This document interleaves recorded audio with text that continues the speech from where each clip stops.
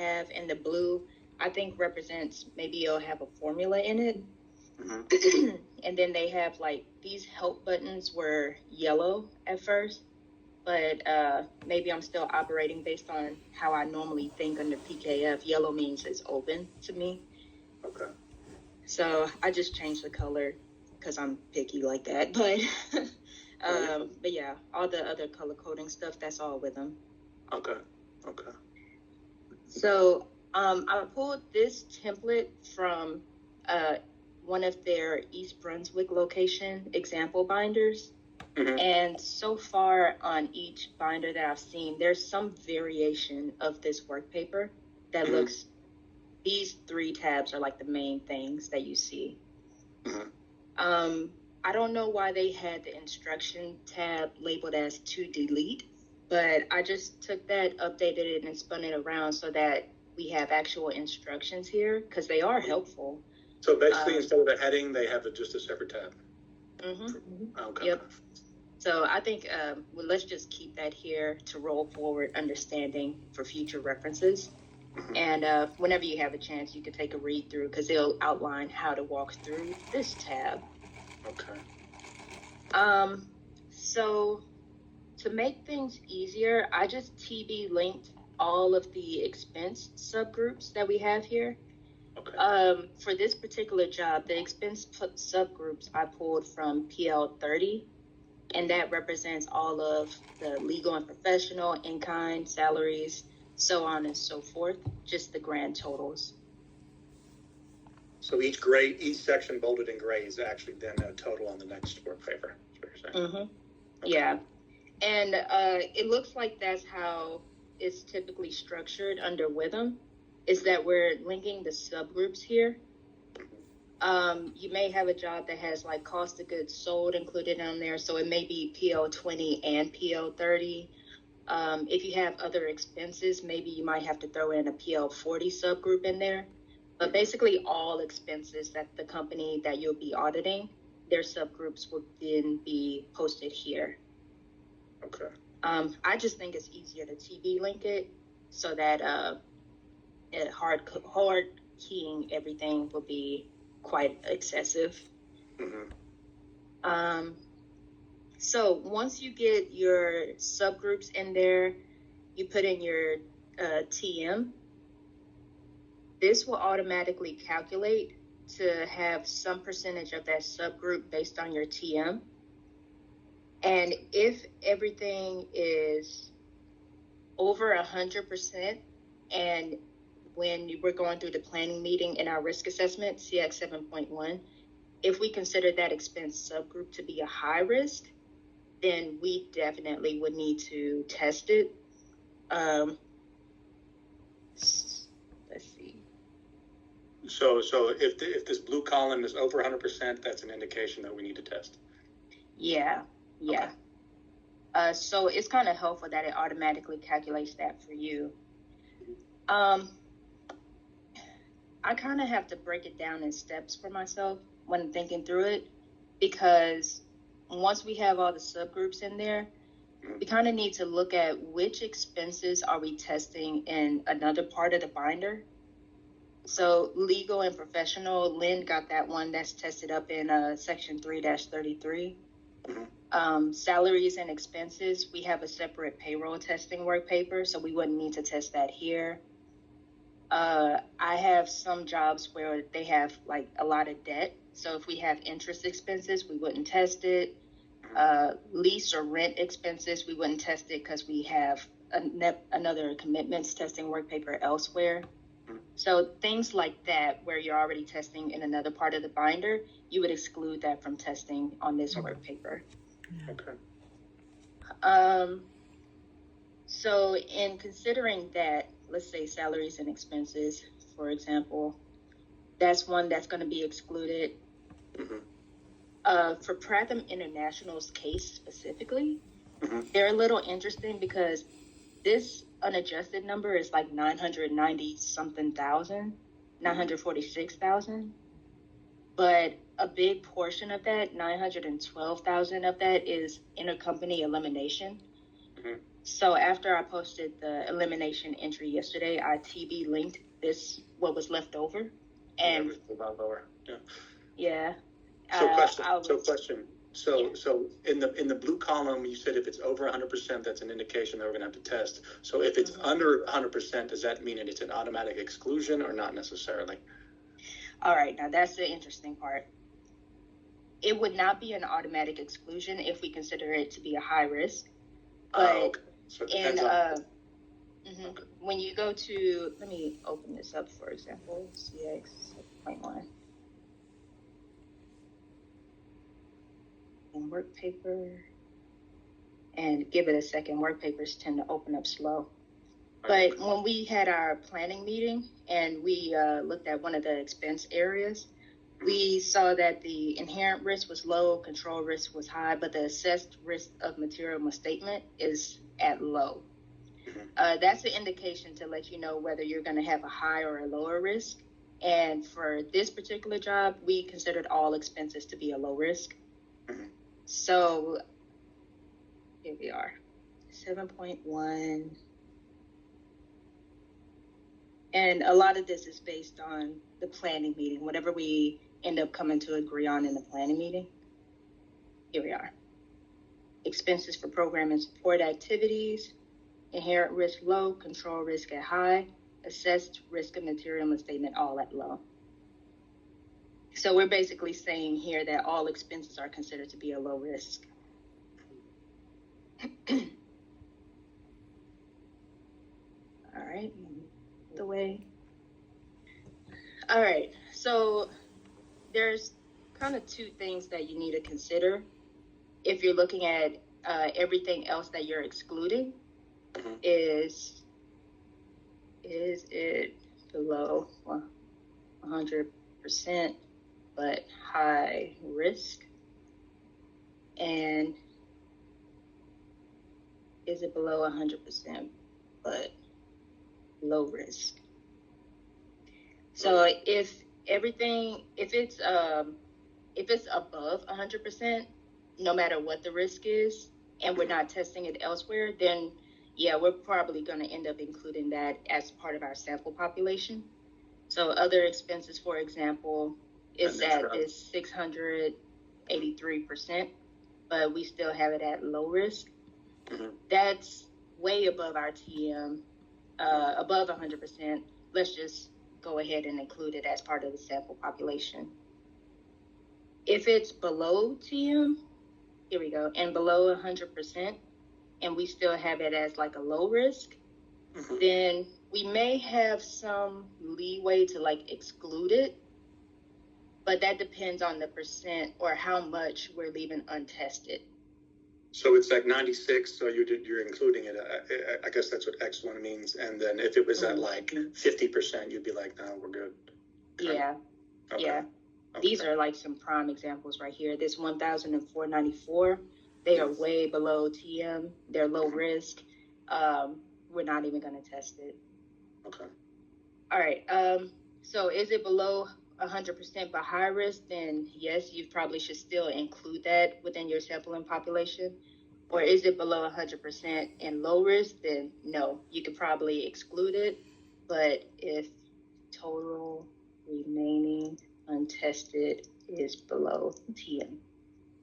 So that's kind of how the logic is flowing. Okay, say that last part again. Is it below 100% and low risk? But the total remaining, like everything that I have unhighlighted here, if whatever is left untested is below TM, then I could go ahead and pass on it. But this one, for example, that's below TM and at 96%. But if I leave that one untested and I leave that one untested, basically all the rest of these, the total amount is 149,000. I have to start picking some of these off. So I started at the highest, still above TM, pick that one. And now it's below, but I don't know about this 14,000 office expenses. I figured why not just go ahead and toss it in there too. Okay. So that leaves this 1,000 and this 494 that I'm gonna like exclude. Okay. Now, this will still have to go through review also, but based on like what Nicole and I have like seen, this is generally the understanding that we're getting at. Start by TV linking all of the expenses that you have, weed out the ones that are tested elsewhere, and then for everything that's above 100%, consider that for your sample population. Okay. And keep on working your way down. If you get to a point where you're getting to expenses that are below 100%, but the total untested is still above the TM that you set, then you're probably better off just by going ahead and including like higher dollar value items within your sample population. Okay. I don't want them to have any reason to like come back at us for office expenses, even though it's below, the remaining amount is below TM. So I just figured, let's make it super duper immaterial. We're going to have to test it anyway. So question. So then, so we have our X1s, right? So then we're gonna create a population from X1 with the data they give us, and then from that population, we'll choose our samples. So this is basically So this is the population narrow down process. Exactly. Okay. This X1 column I added just to help me kind of keep track of everything. So the sample population you will pull from the GL detail that they gave us. Literally just go through the lead sheet to see which accounts are included in each subgroup. And you'll find that in the GL detail, and just copy and paste it over. Okay, cool. You could copy and paste onto this tab 2A. I'm giving you free range to edit it up, design it up however you want to. Okay, cool. But at the end of that whole process, the total sample population should be 550,000, because that's what we're identifying here as those items to include within the sample population. Okay. Legal and professional fees is a little bit interesting because of those elimination journal entries. So there's about 34,000 that's left. Just something to keep an eye out for. Okay. So, show me, I guess. So, is that, that's them right there? Okay. So I think the legal fee like 11,000 there we already tested in legal section, right? Do we need to include that?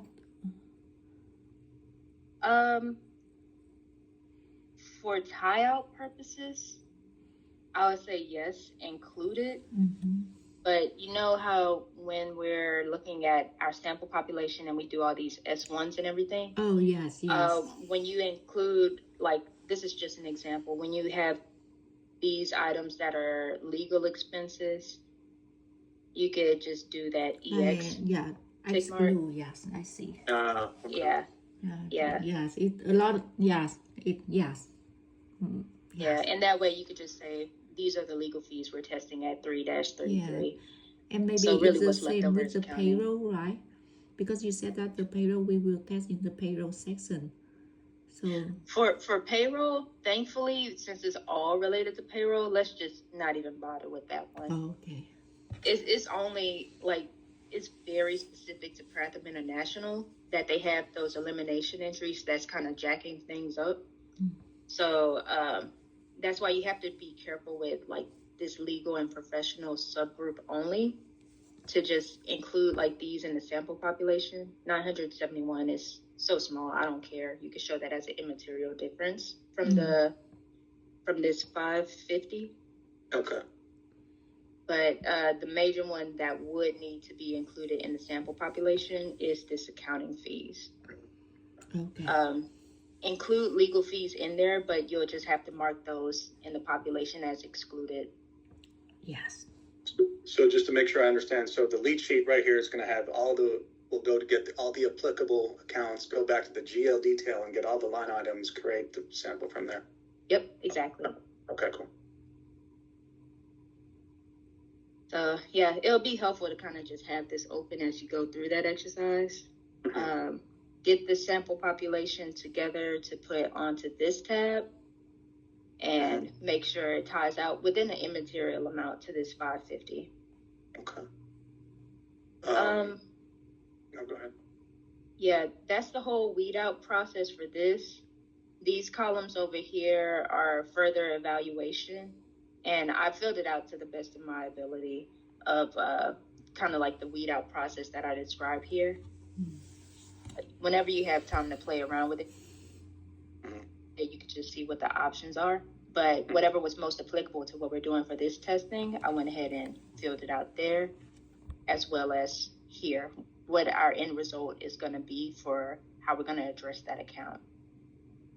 And that's substantive test of details, which end up being all these X1s here. So once we get the sample population, do we choose which ones we test, or do we have to send it to the central analytics people for them to do that? Honestly, I think it's easier for us to do it ourselves. Yeah. Is that an optional thing, or is that like a discretionary thing, or? It's probably optional. I haven't. Lynn, have you had much interaction with Central Analytics? Yeah. So I work in the AMPP before this project. So Ali, he have a way to play with Excel. We still use the sampling form, and then instead of use idea, he used a formula for Excel and get the sample. Okay. But not with under Wisdom. Yeah. No idea, but like the Excel formula. At this stage, I think my team has more experience with Central Analytics than I do. But I've heard good and bad stories about trying to get information out of them. I know I'm being old school with this one, but I think it's faster for us to just do it ourselves. They aren't against us making haphazard sample selections. I know under PKF we're so used to doing random sample selections, which is probably that Excel that Ali showed you, Lynn. Yeah. But let's start out by seeing how many sample selections we're going to end up getting. Yeah. And I'll see what would be better from that point forward. Because we could do either haphazard or we could do random. Wisdom doesn't really seem to care. But yeah, here you could go ahead and put in all the geo details, make sure that it ties out. And then, have you had much experience, Charles, with setting up like the sample population kind of similar to this? I've done it once. It was pretty basic. Yeah, I've done that before. So I'll give it a shot. And you know, picking Prathams, and you get your average, and you split them in two, and you have your ISIs, and you got your, maybe you exclude a couple or whatever. So yeah, I can give it a shot. Yeah, same exact thing. I put that sampling form in the binder like right below it, and already got it set up so that you know what the ISI is. Fill that out. And once you get that together, let me know how many sample selections is spitting out. Okay. And we could discuss what's the next steps from there. Yeah. Okay. The testing work paper, once we get our samples figured out, this is Witham's testing work paper, which looks kind of busy to me too. But the basic things of what we need to look at are still the same. So this is another one I'm going to let you have creative direction. You could either set up your own testing work paper here, or you could use Witham's template, whichever you feel comfortable with. Either one. I just put this here in case you wanted to have fun with it. Make it a little more easier on the eye. Yeah. Okay, so just on a different note, so you had one of the items highlighted in red to be completed by yesterday, pretty much. So what happens in the event when someone wants something done from you, but you can't complete it until you get something back from the So status updates, really. That helps me to know like how we're progressing. If like there's something I'm expecting to be done by a certain time, but it's a holdup that's outside of your control, that just kind of keeps me in the loop. And we could try pushing the client again. Like honestly, we could only do so much on our end. But while we're waiting on information from them, after we followed up with them, let me know if I need to get involved to like push it or prioritize anything and see if that works. But if it doesn't, and then it starts to become like time critical, then I might need to involve Nicole. But while we're waiting on information from them on the items that I highlighted red, you can still move on to like the other stuff that you do have available. Okay, cool. But yeah, that's why I try to stress like communication, the importance of communication to my teams, so that way it helps me manage better and know where I need to push. Oh, Jola, before you left, can I ask? I have some questions, just quick question. So is that okay? Yeah, sure. Yeah, Charlie, you feel free to stay or leave. Okay, I may have more questions in the future, so I'll let you know how things are going. Yeah. Okay. Yeah, for sure. Thanks, okay, Charles. thank you. Bye-bye. So Jola, I am sharing with you my screen. So open also for the work paper 2-0506A here. So I followed your note. I did that before, but I see the the dividend is like 15,000. So that's why I just use one rate here. And yesterday I see your comment, and then I changed to the average rate for the balance for the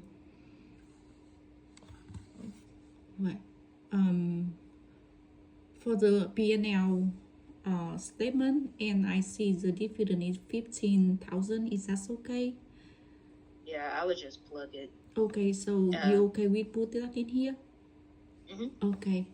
So I will change the TB because TB is something like I don't want to change after you sign on it. And the second thing, that's fine. And the second thing, I could like to ask about SOC. So they use Gusto, and so Gusto they changed their auditor in the year 2024. So that is why they changed the period of the report. And usually we have a full year 12 months, but in current year we only have like February to August. And I work on another client that is Texas forensic. Let me show with you. So usually here is Texas forensic. So usually we use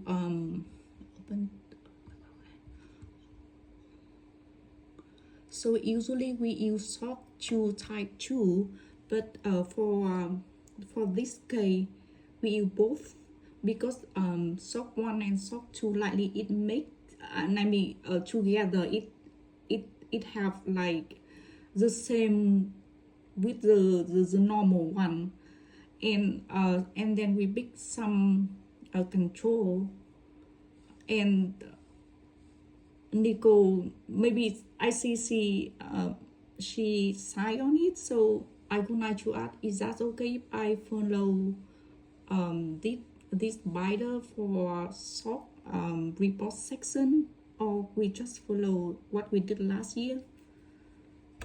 I think that's fine to follow this.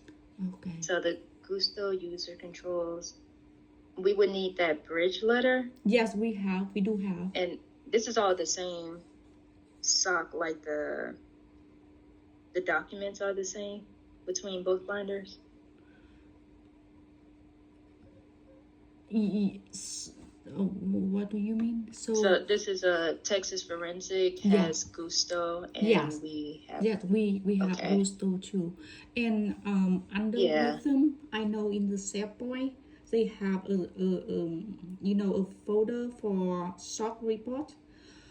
Everything they use the SOC 2 type 2, but I don't know for this this for Gusto they use SOC 1 instead of SOC 2. So that is why. So for Pratham International, I just add both. Let me see, because honestly, I don't know what the difference is between SOC 1 and SOC 2. Give me 1 second.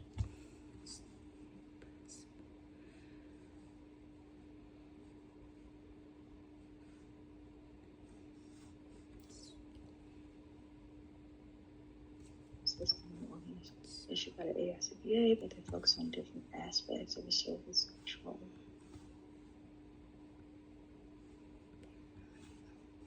Organizations control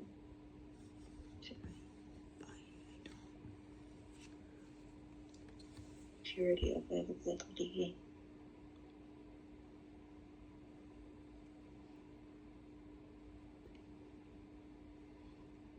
But even in Wisdom, I see this year they just posted SOC 1 in that folder for Gusto. So that's why before I go really ask client for support document for this part. So I would like to ask, that's okay if I follow the Texas forensic way to do? I think that's fine. Based on the description I just shot you in the Teams chat, I feel like SOC 1s are more relevant to what it is that we need to do. You could keep both of them in there. Yeah. But our company that we're auditing, Pratham International, they're considered to be a user entity of Gusto's services. So that's why, based on that description, I think a SOC 1 is more relevant to our testing. Okay. What you're seeing in Texas Forensics for the control walkthrough work paper, you can use that. Okay. I think that would be easier since it's a template already set out for us. But we'll also need that bridge letter that Texas Forensics we already had have. We already have. We have here. Okay. And here, and right now I just confirm if I can use the template like for Texas Forensic. Gotcha. And then request the support. So okay, yeah. Actually, they are the same, but maybe it's just a little bit different. Yeah, I say go for it. Yes, and for trademark, I update everything, and then I use a sampling form like we have. So because we have additional for trademark, is like let me open that. For current year, I share with you. Because it's sort of like 17,000, and then the TM is higher. So when I run sampling, and it's so that we just need one selection. So is that okay if I pick the biggest one here? I'm fine with that. Okay. Awesome. Okay. The main thing I remember about testing trademarks though is that we would need to ask either Kavita or Pragya on what is the status of each of the trademarks as of today. Because I think maybe because we asked, and then this year she update for us here. Oh yay! So remember, awesome. We asked last year, so because I see here like I think okay, that's good, everything is good, no like delay or something like that. So I will just add in our wallpaper. Yay! Okay, great. Yeah, anything that we have on the books this year, but we're seeing as of July 9th, if it didn't go through, then we need to write it off in this year. All costs incurred for Morocco to be reversed. So on advertise, right? That is advertised, right? In the trademark journal. Oh, I was looking at row 14. 14. Oh. Both marks in all classes refused. Charles. I think maybe in here, is that here? Like here and here, like she said that to write off reverse. So I think she already reduction here. Right. Oh, okay. And that 61,000 matches to what we're having on the TV? Yeah. Okay, they did the work for us.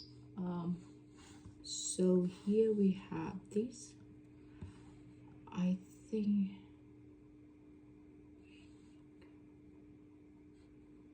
62.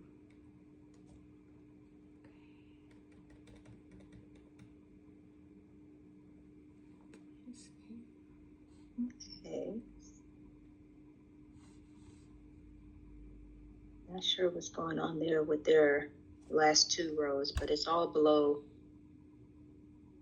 TM. It's all below trivial, actually.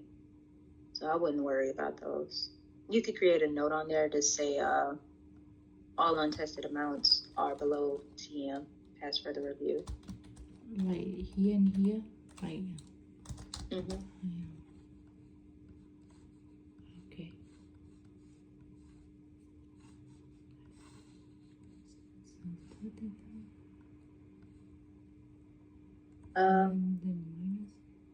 Okay, well that's great.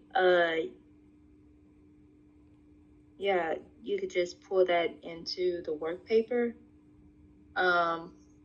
Make a note, keep that status TM tab on there too, and tie out the amortization. Yes, I think so.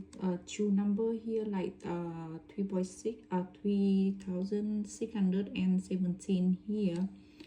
Likely maybe here right all costs is incurred for Morocco to be reversed. So she already reversed that here, and then I think in here that is this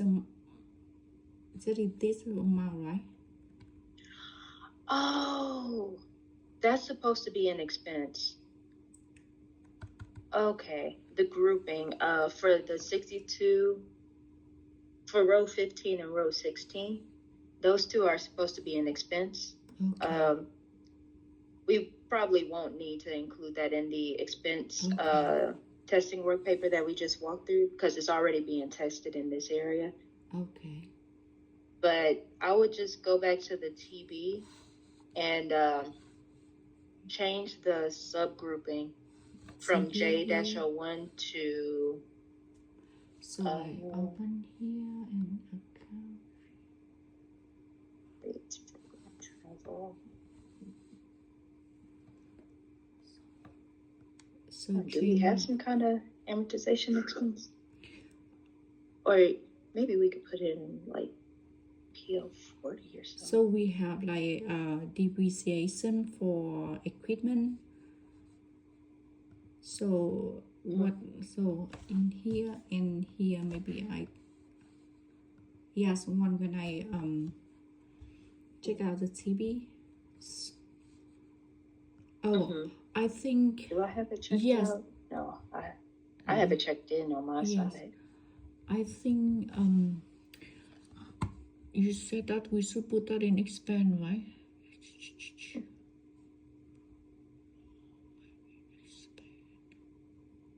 I remember we have something here.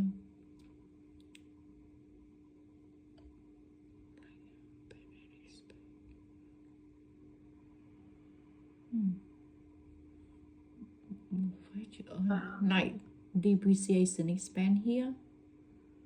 That could work. Yeah, you could toss it in there. And then I can you could rename it. Yeah, like the trademark amortization. Yeah. Okay. Yeah, that works. Yeah. So once you get that updated, just let Charles know too, because we'll need to link that to the expense testing work paper since it's not showing right now. Okay. But we won't test it on there because all the test work is being done in Section J already. Okay. Yes. Okay. I see. Thank you so much. Yeah, for sure. Yeah. Thank you. Yes, that's all. Okay, not bad. Yeah. All right. Okay, Thanks, bye. Lynn. Let me know if you have any other questions. Yeah. Thank you. Bye bye. All right. Bye.